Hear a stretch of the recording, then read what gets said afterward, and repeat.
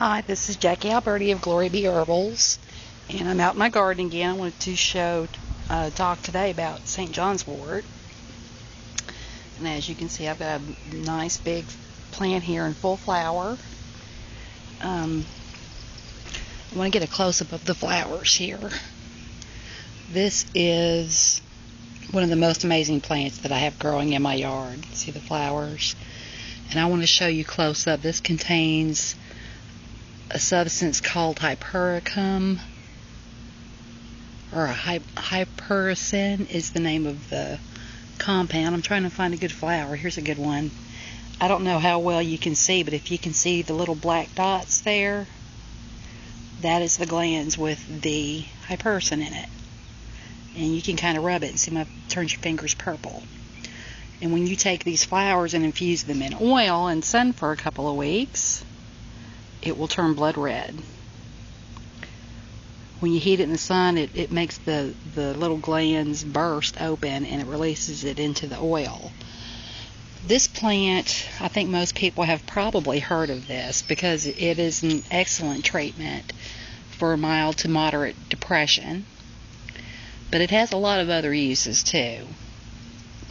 And also I want to note too, this is one plant where really only fresh material will do well, because this hypericin that's in the flowers and a little bit on the leaves too, it evaporates very quickly once the plant's dried, so it doesn't take long before it becomes pretty ineffective. So if you want to use this plant, I really recommend growing your own, because when you buy from other sources, I mean, if you have room, grow it, because when you buy the stuff, it can be kind of expensive, but it's really easy to grow.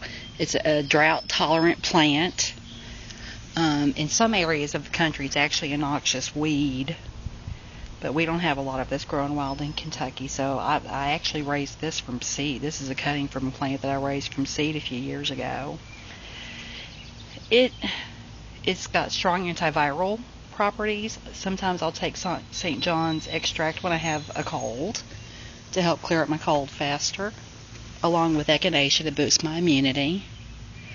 It's also a very valuable anti-inflammatory, and this is one oil that I use when I have a deep inflammation in my muscles. It really breaks it up quickly, and to me, I like this better than arnica for inflamed muscles. It can also be used in wound care, especially on deep cuts where you might have nerve damage involved, because it helps to heal and protect the nerves. And so it's really good in any kind of sports rub, any kind of general salve that you want to use for wound care, for first aid around the house. And if you want to grow your own, it spreads underground. The plants actually don't live very long, maybe a couple of years. So your actual plant that you grow may die in a couple of years, but you'll see, I mean, it spreads.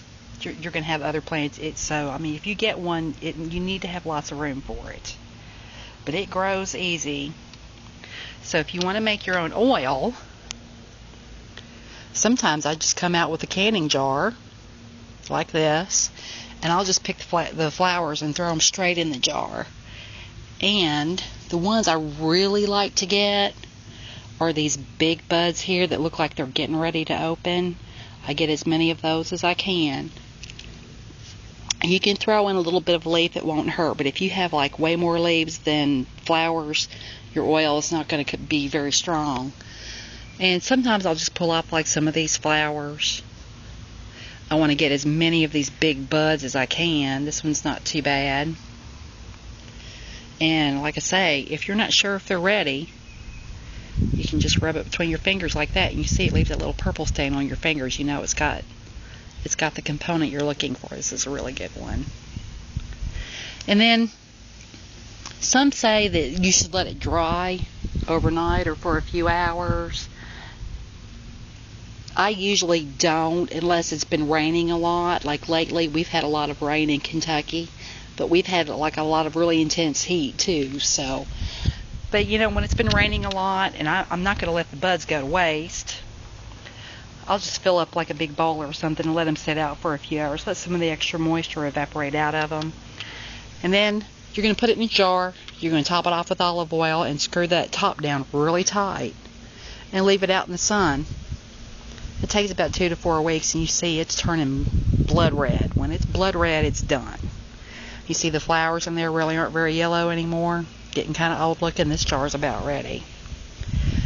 But I love this plant because it does do a very good job of an extract will treat depression. Not severe depression. Probably if you're suicidal, you need, pharmaceuticals. But unlike pharmaceutical drugs, this doesn't have a lot of the numbing effects that antidepressants tend to have. A lot of people that take antidepressants for depression will complain, and I've experienced it myself. You don't feel depressed anymore, but you get to where you don't feel anything anymore, and you don't want that either. But if you have mild to moderate depression, this plant may be exactly what you need. And scientists are actually researching this plant because it has got such a proven history to it that they're seriously investigating this plant. And because, like I said, unlike pharmaceutical medications, it doesn't completely shut your emotions down. The one side effect that it does have, especially with internal use, is that it can make you more sensitive to sunlight. And there have been reports of cattle dying from sun exposure after grazing on it. So that would be one thing you want to be aware of. As you can see, look at my coloring. I'm pale anyway. I burn and freckle. So I'm always watching my sun exposure. Some herbalists believe that the oil applied topically can actually give you a moderate amount of protection from the sun. You can try that if you want to, but for me, I just have to watch the sun altogether.